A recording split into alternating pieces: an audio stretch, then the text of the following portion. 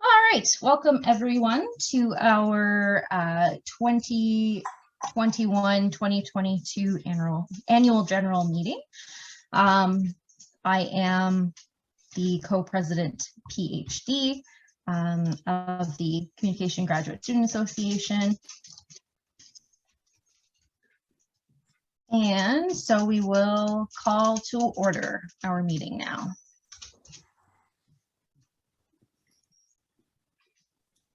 Is that it? Okay, so the copy of the agenda has been posted to our online invitation on social media to students. Do we have approval of the agenda for this meeting? Yes.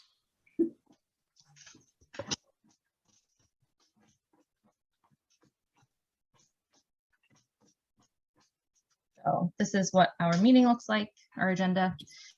Approval of the agenda, presidential report, social events reports, financial reports, election details, any other affairs, and then we will close the meeting. Okay, so we'll start off with the presidential report. I have had the pleasure of serving as the PhD co-president on our association this past year. Although it's been another difficult year for students and faculty, we were able to make the best of it and at times offer our students opportunities to gather at in-person events. Most notable of this past year were our holiday parties in December. We hosted an in-person gathering at the Father and Sons restaurant and bar on campus, and we had a great mix of students and professors come out to enjoy the event. Our second holiday party was virtual, with again both a mix of students and professors in attendance. We also proudly held our student conference completely virtually for the second year in a row. We once again had presentations from communication students at both the undergraduate and graduate level, showcasing many excellent projects that they've been working on for the past year. Our goal going forwards is to continue to improve this event and increase attendance from both students and faculty and offer conference-related workshops throughout the year for our students. It has been another great year for me personally to be on the executive team, but I wouldn't be anything without my wonderful co-execs. Diane, Louise, Umaima, Linda, and Tiana. Thank you for all that you have done this past year, and here's to another one.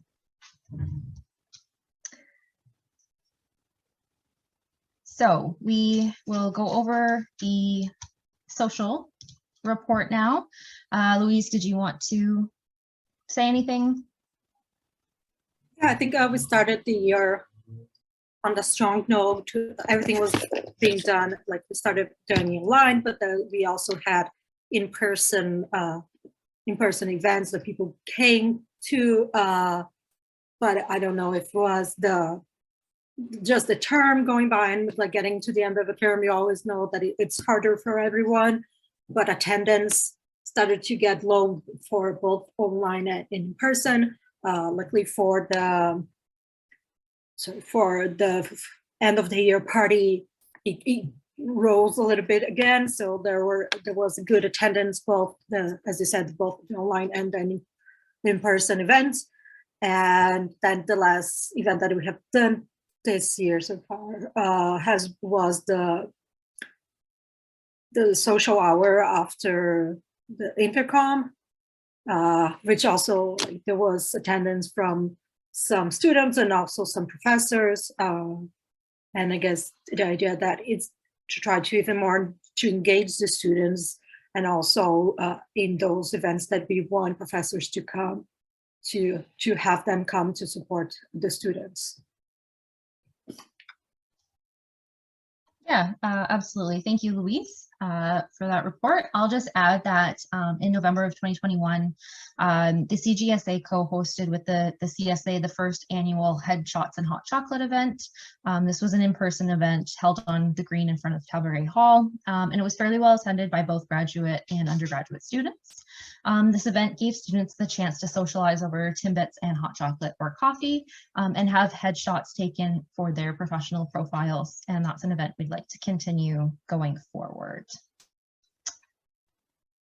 Throughout the year, we also helped to host the monthly communication lecture series organized by Dr. Isaac Nahom-Safardi and Dr. Meredith Rocky. We have used our Zoom account to host these monthly events, and we edit and upload the videos for our YouTube channel. So that's in addition to our 2 holiday parties and intercom and our welcome back happy hour that we were able to hold in person, as Louise summarized, were our events this year that we put on for students. Did anyone else have anything to contribute to the social events before moving on?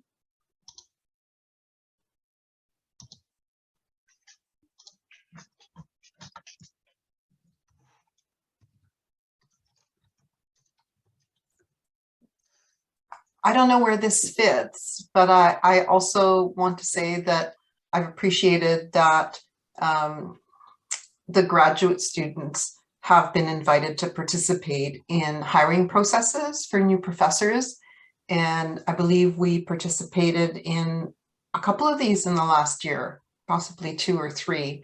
And I think it's a great opportunity for graduate students to get a sense of what the interview process works like, and to input as well, because they do ask for our feedback. So I would encourage others to participate as the opportunity arises. Yeah, absolutely. We definitely assist the department in whatever ways we can.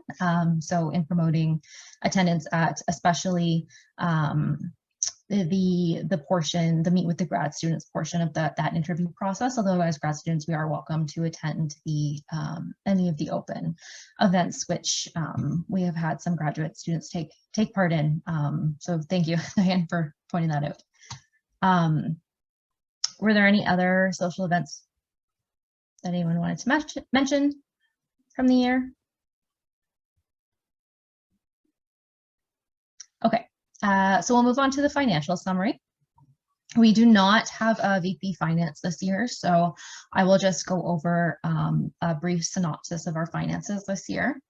So the CGSA started the 21-22 executive team / academic term / academic year with a total of $3,604.93 in our account as of May 21st, 2021.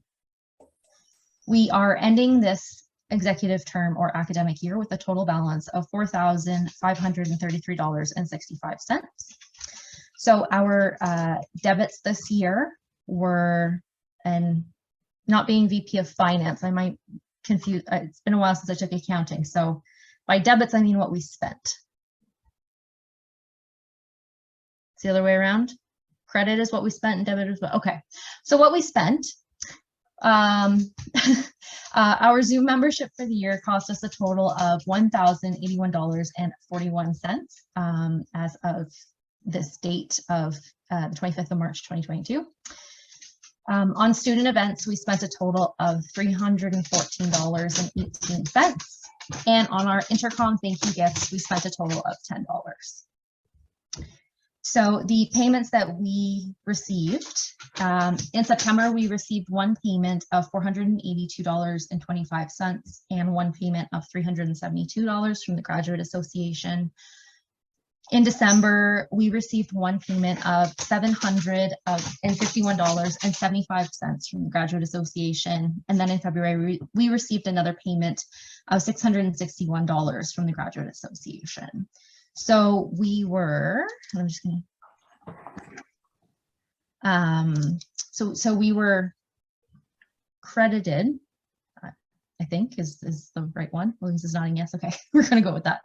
A total of $2,267 this year, resulting in a net increase of $928.72 from our balance last year. So that is the brief financial summary. Were there any questions or concerns about finances this year?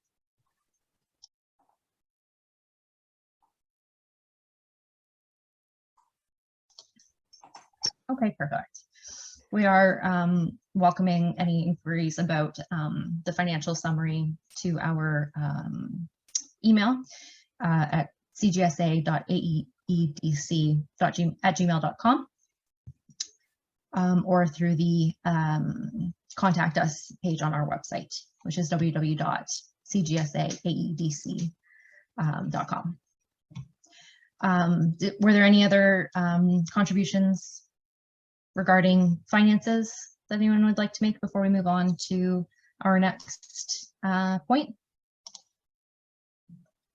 I just had a question. It's not something I've brought up before, so I don't want to surprise anyone, but I was just curious because, as you know, I attend the CONFAC meetings, and some of the student associations have provided some funds for scholarships. And I was wondering if that's something we would ever consider, is providing perhaps, you know, 1 or 2 small scholarships to graduate students in our department. Yeah, absolutely. So pending my re-election, this is something that I would like to implement into Intercom as an incentive to participate and get some more students involved and model it after the International Communication Association and how they pick their top presentation pieces to be awarded. So I would like to present a scholarship in that form. At this point, it's just an idea. Going forward, we would need to research into what would need to happen, what we would need to do to make that happen, and if we could get any community partners involved with potentially a partial sponsorship. Yes, Jen. Additional thoughts on scholarships, specific designated groups. So a comment that I've heard in the department before is for parents, potentially single parents as well, who are pursuing a graduate degree in the department. And then something that I don't think is provided for explicitly in the bylaws, but maybe worth examining in future years, is setting a minimum amount that needs to be maintained in the account for rollover for future years. You guys have done an amazing job this year with the CGSA, and our bank account is nice and healthy, but that hasn't always been the case. It's actually one of the few benefits that have come out of COVID, is that since we haven't been in person, there haven't been a lot of expenses that the association has had to have. So setting a firm amount for what could be needed for future years, it could be worthwhile. I think it used to be 600, but I believe that is just informal. Yeah, that is a great point. It is not currently listed in the bylaws. So we are in pretty healthy standing at the moment. We'll be rolling over with over $4,000 in the account. But that is definitely something that we will put on the agenda for a future meeting to discuss passing that and adding it to the bylaws, and potentially, if we move forward with a sort of scholarship, a minimum maintained amount before we can offer that valued scholarship, so that if we're not able to some years, it's a part of the bylaws. Thank you. Yeah, no problem. Were there any other financial questions, concerns, comments? Yeah, you had raised the possibility, I guess the Communication Students Association held a referendum recently where they're now getting per capita funding from each student. Is that something you're considering pursuing as well for the CGSA? It is definitely something that I would like to do. The feasibility of it is another question, but it's definitely something that, pending re-election, I would like to investigate further. Also, we put out a query to our students about clothing and merchandise, if they would be interested in that, and we would consider putting a small upcharge on those items to serve as profit for us to roll back into our bank account to fund a student event so that we can offer discounted student events or free events for students to encourage, once we're back on campus and it's safe to do so, participation in socialization activities. Okay, thank you.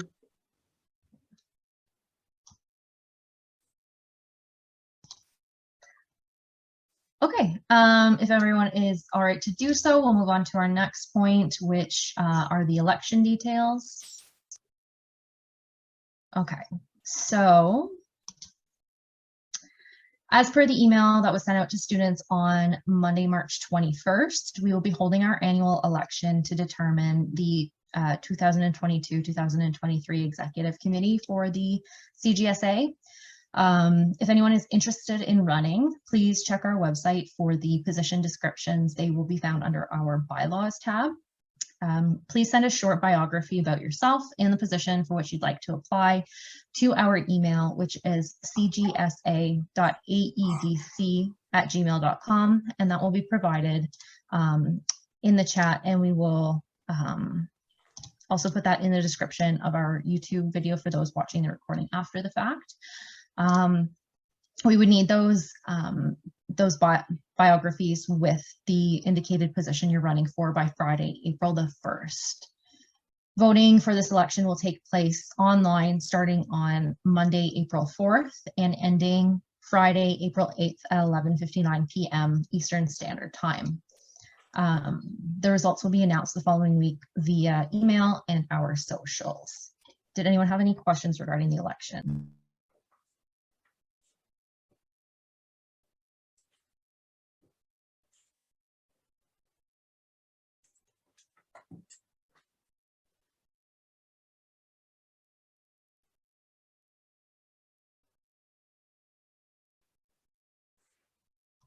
Perfect. I've just put our website and our email in the chat, and again, that will be put in the description of the YouTube video for the recording. So if there are no questions regarding the election, we can move on to point 6, which is other affairs. If there's any topic that anyone would like to bring up, this is a variable component, so we welcome any comments, questions, or concerns.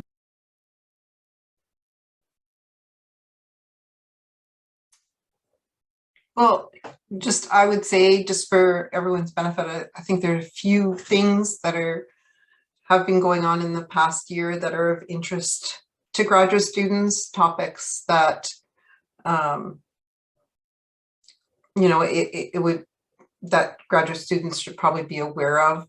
I guess one that's been talked about a lot is the change in admission scholarships that's being implemented for the fall. So I know that's something that the Graduate Students Association will probably be continue to follow quite closely, and its impact on students. And another one that we've talked about as well is the situation with graduate students, particularly PhD students who want to teach part-time courses. So there've been a number of discussions around that in the department. So those are two topics I think I find very interesting. And, I would probably like to see the Graduate Students Association continue to track as things evolve. Absolutely, yeah. We do have representatives going to, for anyone who might not know, we have a student representative going to CONFAC meetings, to strategic comms meetings, to the departmental assembly, and to the grad studies committee meetings. So we are represented within our department in that way. And this is generally where we collect this information, and we will disseminate it as needed unless it's coming from a departmental level, and also try and hold the department accountable for the benefit of our graduate students as best we can in our capacity. Yeah, thank you. Jen? I mean, I think from speaking about part-time teaching positions, and I know that we can kind of collect this information informally through other avenues, just by asking our colleagues. Do we have an idea of the number of graduate students that are currently teaching in the department? We don't have a formal list, no.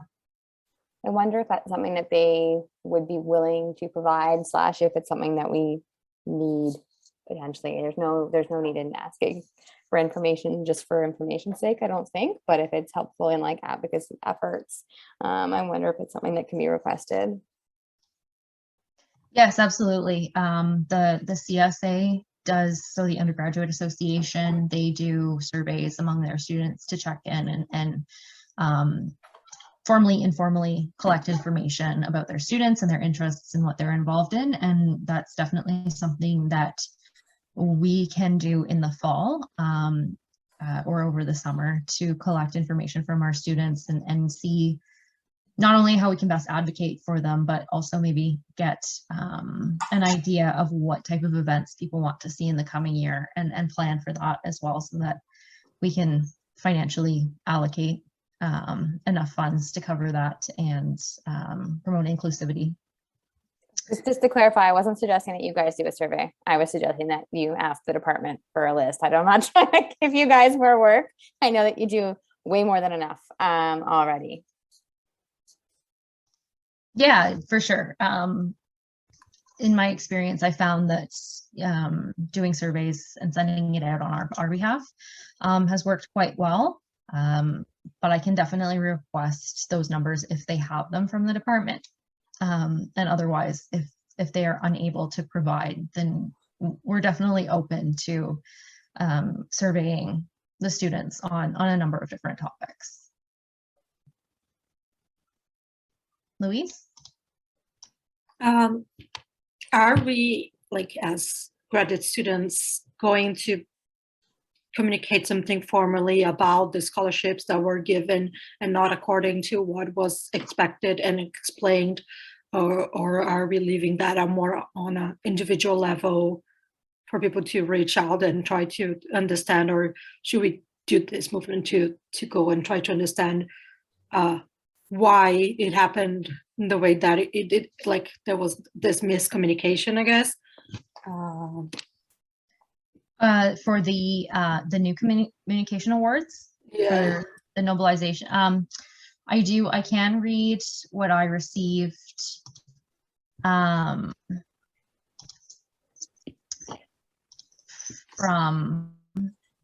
sorry, I have to find it in our email. I did inquire about why there was only 2 graduate students chosen when on the website it was presented in a different format, and I did get a response.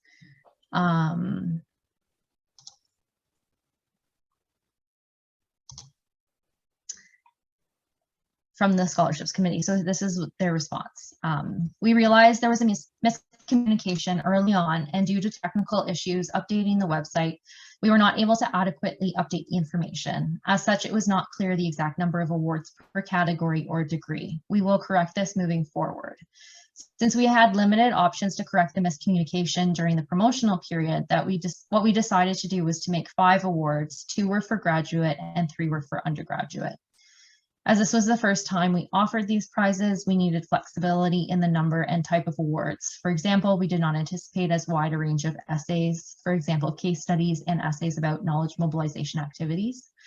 To that end, we decided to award 5 prizes across various programs and for various types of essays and knowledge mobilization activities. If students have further questions, they can contact prize, PRIZECMN, PRIX at uottawa.ca. So that information can also be disseminated as requested. Did you have any other comments regarding that, Louise? Did that answer your question? Yeah, more or less, but I do think that should be more, like, maybe communicated, maybe made more official. And I don't know if necessarily the CGSA making, or just like someone from that committee sharing to all the students, because I get there are technical constraints, but the solution is not, oh, just we decided things behind closed doors and but like the communication was a miscommunication problem. That's not how it works. Like, yeah. So like maybe at least we could request that the scholarship committee communicate what happened officially to all students. I can definitely put in that request. In the meantime, I do recommend that any students wanting further clarification or to voice their concerns to reach out to that email address and let it be known there. But I can definitely reach out on behalf of the CGSA and the student body requesting that a formal statement go out to clarify the incident that happened with these awards. Thank you. Jen? Yeah, thank you very much, Eliza. I would like to actually just put a couple of thank yous on the record of this meeting. So I would like to start by thanking yourself, Eliza, Tiana, Louise, Linda, and Umaima and Diane for serving on the CGSA and on CONFAC as our representatives this year. As someone who spent many years on the CGSA, I know personally that it is a lot of work on top of all of your other demands, employment and educational and life. So your efforts and energies have not gone unnoticed. And I wanted that thank you formally on the record of today's meeting. I'd also like to thank Diane Riddell for organizing the informal, outside of her CONVAC responsibilities, PhD weekly lunch meetups. They have been a ray of sunshine in an otherwise cloudy year with COVID and not being able to see many of our colleagues. And it's been a really great way for those of us in the PhD program to chat informally about challenges that we're encountering, the ups and downs of doing a doctoral degree, checking in with one another, and just really staying connected. So I'd like to thank Diane for taking the initiative to do that above and beyond all of her other responsibilities and commitments and duties. And then I'd like to extend one final thank you to Professor Maria Sherba and Professor Meredith Rocky, who in coordination with the Graduate Studies Committee has organized a monthly brown bag lunch for PhD students as well. So a slightly more formal forum because it does have two representatives from the faculty, from the full-time faculty there. But this initiative as well has contributed to not only strengthening our doctoral committee, but also provided a really useful forum for some formal and informal mentorship between upper year PhD students and incoming PhD students. And all of these initiatives are things that I'm glad to see taking place in the department. And I wish we had had them much sooner. So thank you very much for the opportunity to speak to that today.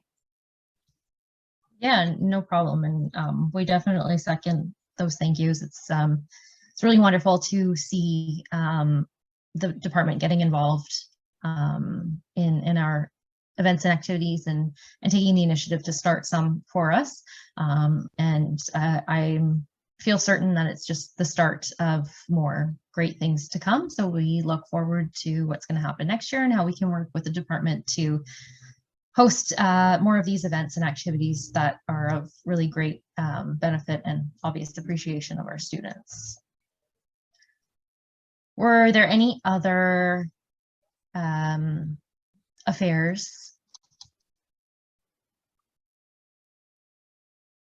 to touch on before we call an end? I guess what I would say is, I guess we're potentially, I mean, we don't know for sure, but potentially we're heading into probably a very different year in the fall because the university is planning to have 85% of its courses in person. So we may be in a very different environment this fall, but I'm not holding my breath because I know that things can change very, very quickly. But I'm hopeful that that will mean that we will be able to see each other in person again more often. I've missed that. I've worked in my office at home for a very long time. So just I'm looking forward to seeing faces on campus safely, and and just everything that will mean for us as students and as an association and as a department. Yeah, absolutely. It's been kind of up and down all year, but we are looking forward to being able to host more in-person events and hopefully have greater attendance as people start coming back to Ottawa, and as long as restrictions allow for us to gather, we will, as long as we have students uncomfortable or unable to come into campus, we will still offer some online events to continue that socialization opportunity for everyone. But we are looking forward to making the slow transition back into fully in-person events. Although one of the great things about these last 2 years from an organizer perspective was getting comfortable and learning about how to provide an online conference, and we'll definitely continue to use those tools going forward, even in person, to increase our reach and accessibility for not only our students and faculty, but maybe hopefully one day other students and faculty who want to tune in from other institutions or families about and watch our conferences going forward. That's the goal. Yeah, and I guess I would like to add also to what Jennifer said, and maybe more personally, thank you, Eliza, for your leadership in the last year. I mean, I think that, yes, it was a difficult year, but yes, things kept going too. We had an intercom conference that the department was very happy with. And, although we all worked together, your leadership and the time that you spent were a big factor. I mean, we've had some successful events online. Our Zoom account is used for the various webinars and sessions that the department organizes.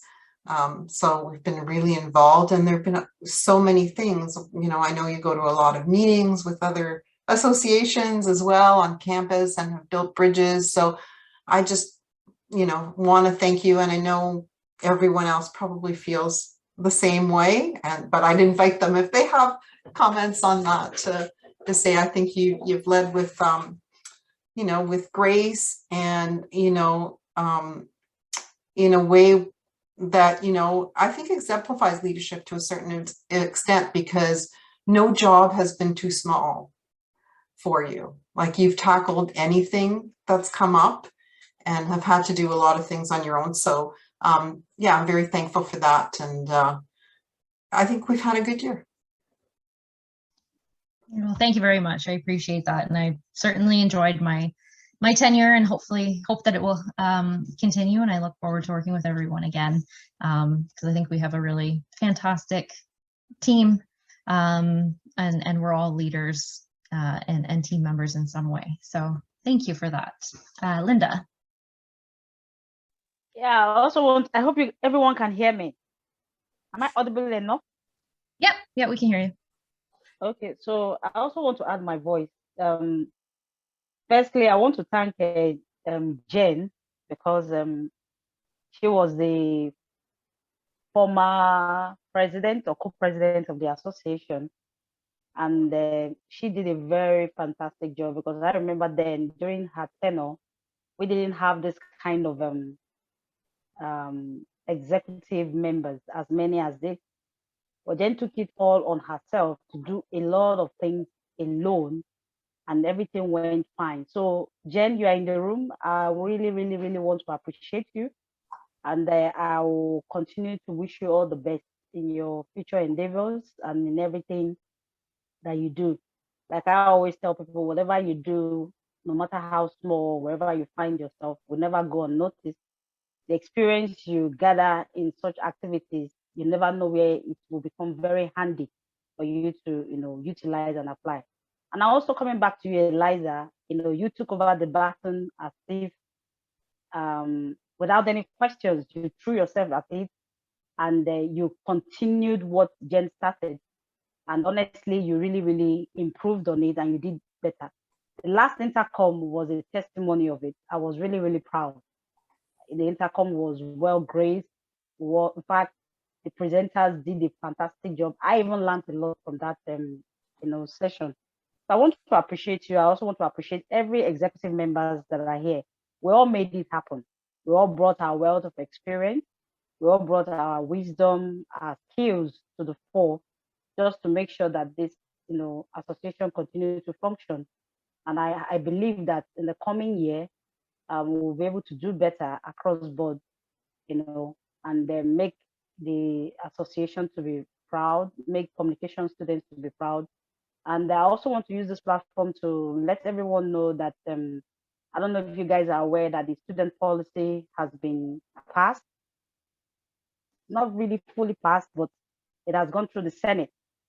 And an ad hoc committee, the student representatives at the Senate, fought for ad hoc committee to be, established that will continue to refine that policy so that it does not become something that is cast on stone. That policy went back and forth, students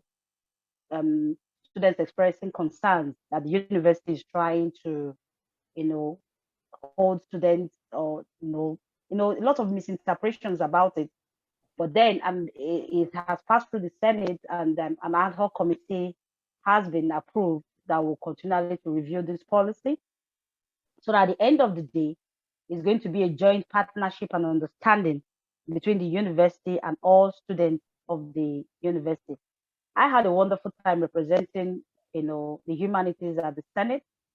I also had a wonderful time, in GESAD, also representing the Communication Graduate Students Association. And I look forward to, a better year as we'll, go into the next elections. And I wish everybody all the best. So every member of the exec, I appreciate you all. And it's been a great time knowing everyone. Thank you very much. Thank you. Yeah, thank you, Linda. That's great. And thanks for the update as our informal representative at the GSAD meetings. And obviously in your place as Senate, you are representing us very well and giving a voice to our department and us as communication graduate students. So we appreciate all the work that you do outside of the CGSA responsibilities. And yeah. Yes. Yeah. So was there any other business before we close the meeting for today?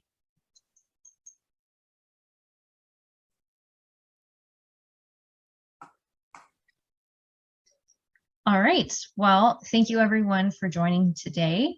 We appreciate you coming out and having a voice and supporting us, supporting you.